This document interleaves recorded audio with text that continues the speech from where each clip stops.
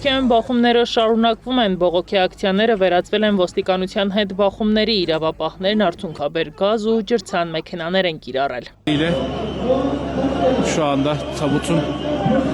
temsili tabutun göstericiler tarafından Հատուկ միջոցներ, բռնի ուժ, ցուցարարների, անգամ տեղում աշխատող լրագրողների նկատմամբ։ Իրավապահներն ամբողջ զինանոցն են կիրառում ցույցերը դադարեցնելու համար։ Ուժայինները ցուցարարներին ծեծել են ոտքերով եւ մահակներով, բռնություն են կիրառել RT-ի թղթակցի եւ օպերատորի նկատմամբ։ Նրանց ծեծել են մահակներով, փոկել տարբերանշանները, կոտրել հակագազեր, իսկ հետո արդյունքաբեր գազ են փչել նրանց ուղղությամբ։